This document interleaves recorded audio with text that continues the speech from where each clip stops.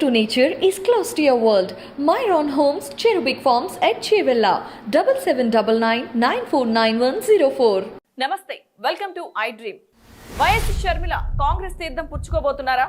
వైఎస్ఆర్టీపీని హస్తం పార్టీలో విలీనం చేయబోతున్నారా?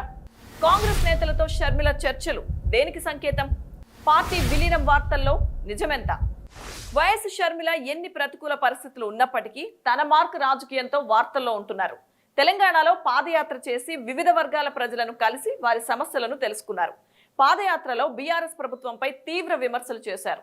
అయితే ఈ క్రమంలోనే కాంగ్రెస్ పార్టీకి దగ్గరయ్యారనే వార్తలు గుప్పుమంటున్నాయి. ఏకంగా షర్మిల కాంగ్రెస్ లో చేరబోతున్నారు అనేంత వరకు వార్తలు చక్కర్లు కొడుతున్నాయి.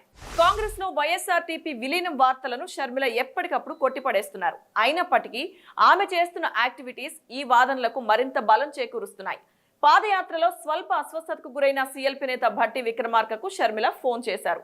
ఆయన్ను పరామర్శించారు. భట్టి ఆరోగ్య పరిస్థితులను తెలుసుకున్న షర్మిల ఆ తర్వాత రాష్ట్ర రాజకీయ పరిస్థితులపై చర్చించినట్టు తెలుస్తోంది. ఇటీవల కాంగ్రెస్ అగ్రనేత రాహుల్ గాంధీకి ట్విట్టర్ వేదికగా షర్మిల బర్త్డే విషెస్ చెప్పారు.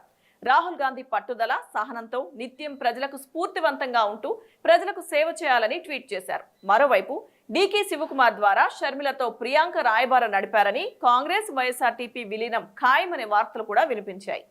రీసెంట్ గా రాహుల్ గాంధీ పుట్టినరోజున విషెస్ చెప్పడం, పొంగులేటితో గతంలోనే భేటీ అవ్వడం, ఇప్పుడు భట్టితో పొంగులేటి భేటీ తర్వాత షర్మిల సీఎల్పీ నేతకు ఫోన్ చేయడం, ఈ పరిణామాలు చూస్తుంటే ఆమె త్వరలోనే కాంగ్రెస్ లోకి వస్తారని అంతా భావిస్తున్నారు. ఖమ్మం జిల్లాలో కాంగ్రెస్ తిరిగి పుంజుకోవడానికి రాజకీయ పునరేకీకరణ అవసరమని అధిష్టానం కూడా భావిస్తోంది.